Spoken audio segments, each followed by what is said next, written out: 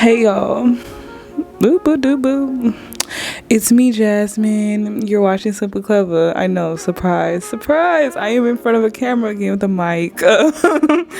But I told you I was gonna do this. Working on the consistency. We back at it. So today's video, as you can see by the title, is the Chlöe In Pieces album review. Let me move the camera back real quick. But yes, today I'm reviewing In Pieces by Chlöe. Yes, this was not put up like the same week as the album came out or last week. Just 'cause I was trying to figure out like what I want to say about the album, but also I was like, let me not procrastinate to the point where this never gets uploaded. So yeah, Chlöe's In Pieces.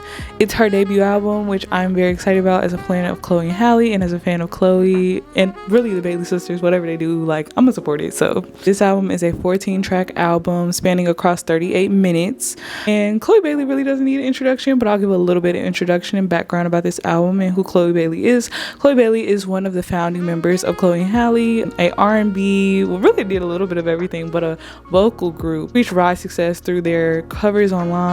They got signed to Parkwood. They was on Disney Next Big Thing, etc. Ungodly Hour. I mean, really stars in the making.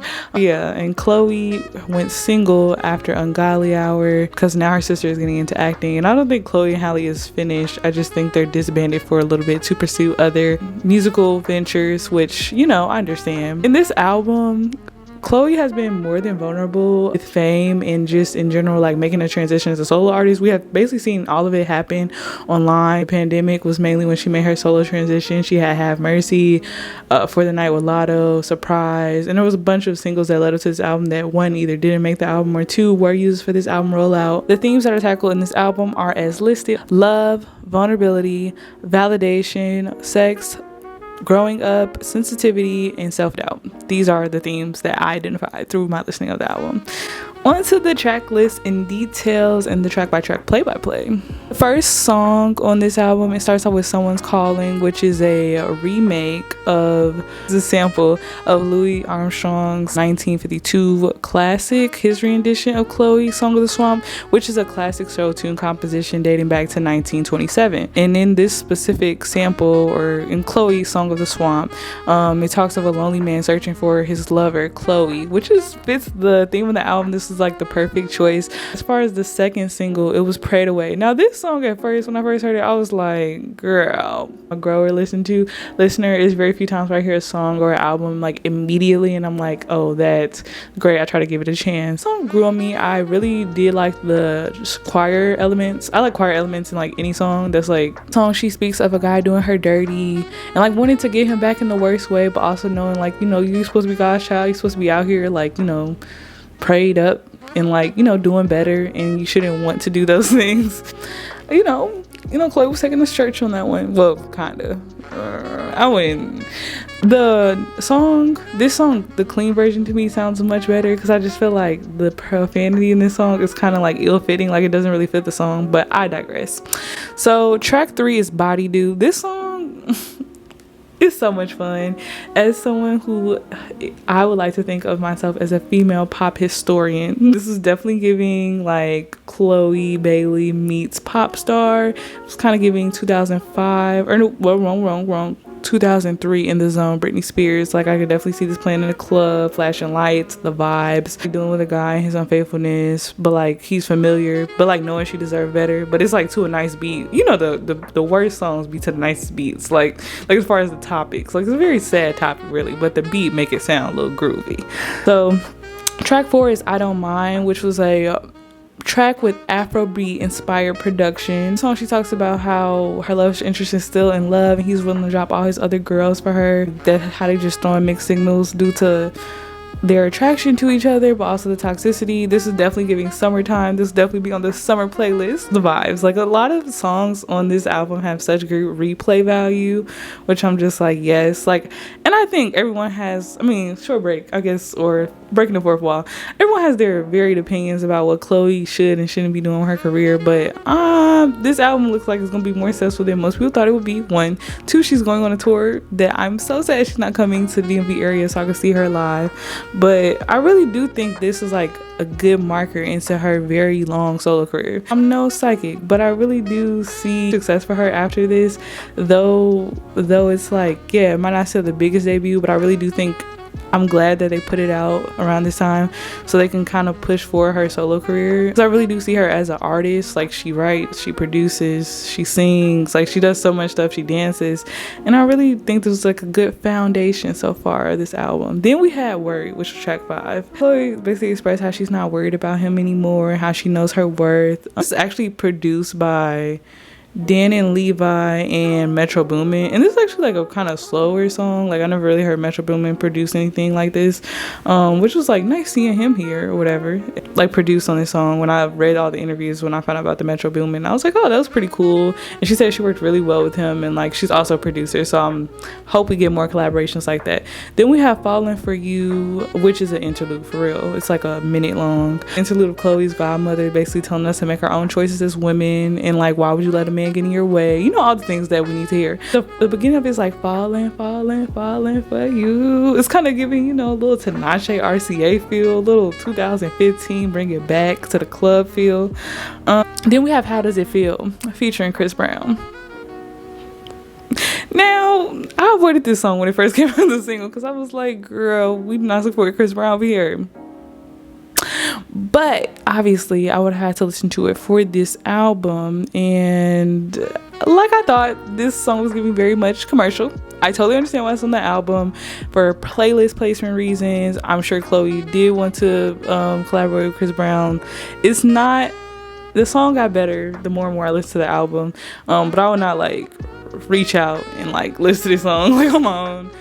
Just due to the feature and me not wanting to support him. We go back and forth like on this song depicting their broken relationship. I mean, y'all have heard a Chris Brown feature track. Chloe definitely brings it on this track. You know, they go back and forth with verses, but it's the same, like, you know, hate to see you go, love to see you leave type of, you know, we are not in love anymore, let's talk about it type of song. I mean, you know, it's nothing crazy, but it does sample Dionne Warwick's You're Gonna Need Me. It leads into one of my favorite, if not the favorite song of the album, Feel Me Cry, which is just such a smooth transition between How Does It Feel and Feel Me Cry. Like, I was like, wow.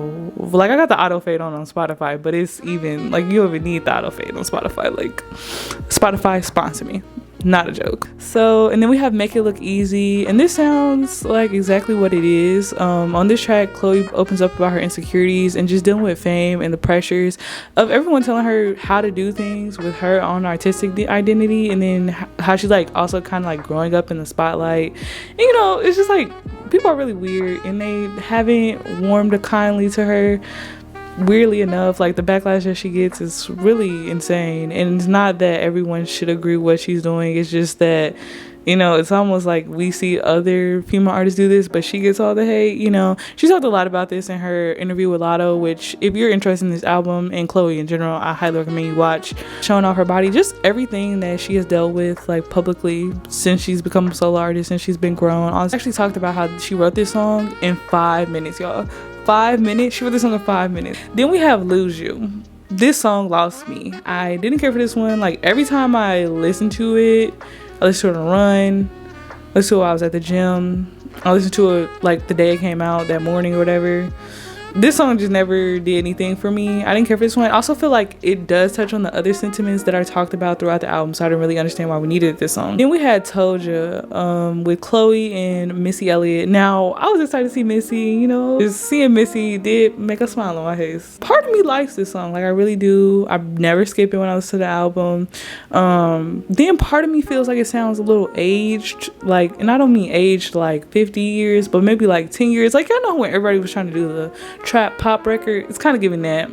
I'll tell me what y'all think about this song, because I'm real in between with if I personally think it's good, but I also can see like why it's not a single, if that makes any sense. Then we have A Cheap Bag, which is the 12th song, which also features a Future, and also Joey Badass is in the video as a love interest, and I just knew it was gonna be Joey Badass because I was like, every time now they pick a love interest for black female videos and it's a black man, and it's, you know, like the aesthetic that the video was giving, I was like, it's definitely giving Joey Badass. And then Joey Badass pop up and I was like, I told y'all.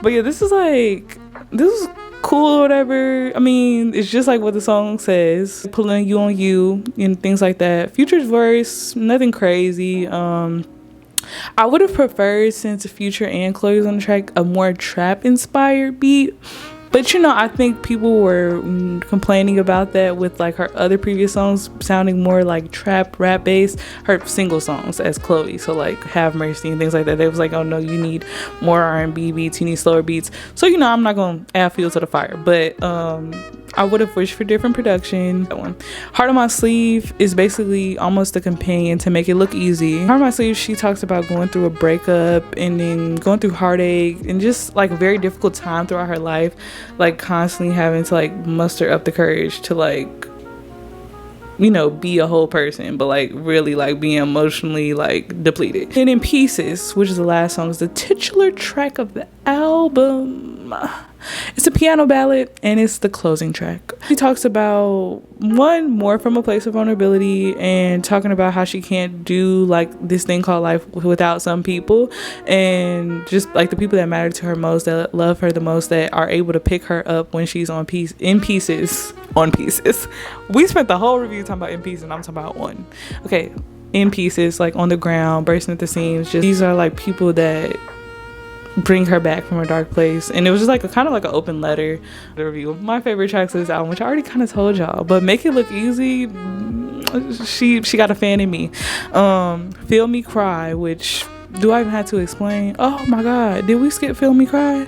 Oh y'all, I'm so sorry, I skipped Feel Me Cry on the track list. I don't know how I did this because it's one of my favorite songs, but Feel Me Cry doesn't even have to be explained. The production, the vocals, the sheer talent. I Don't Mind, it just sounds really good. It's a summer bop. It's in the same playlist as Ari Lennox, Outside. You already understand. And then Worried, I really like this one. I just like love the production. I will want more. I feel like a lot of songs don't sound like this no more. Like we don't get a lot of songs from R&B and pop artists with this type of tempo. Okay, on to my rating and final thoughts. So I already kind of knew what I was going to give this album when I first listened to it, and after like 20 something listens, that has not changed and it's positive. I'm giving this album an 8.5 out of 10. The reason why it's not a 10 out of 10, because some parts I do feel like were overly generic and not as vulnerable as they could have been, but I give it a hell of an 8.5 because I just really do think, regardless of all the scathing reviews by Rolling Stone and random music journalists, and not to nail down music journalists, it's a very valid field and there's a lot of great music journalists, but just everyone wanting to get their review out like literally not even a week after the album was coming out, just to say like, it sucks, she needs to, like, I don't know, like it's just kind of, and there's not a lot of room for failure, one for debut artists now, and two for black female debut artists. And I really do feel like she put her all into this.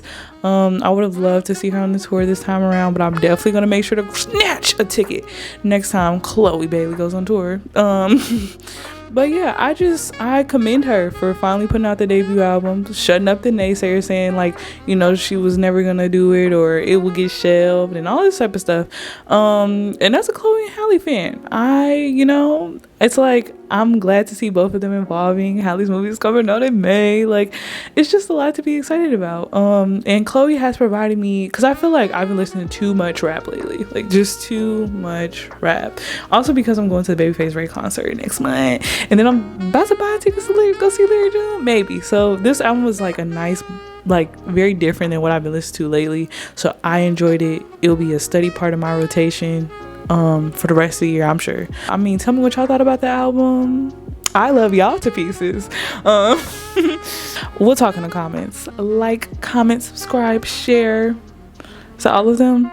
Oh, follow at simply.clever on Instagram. That is the music blog and like Instagram if you want to know more about, I guess, me and like what I'm currently listening to. It's like the visual companion of the YouTube channel. So yeah, follow at simply.clever on Instagram. It will be in the outro too and in the comment box. Love ya. See ya. Bye.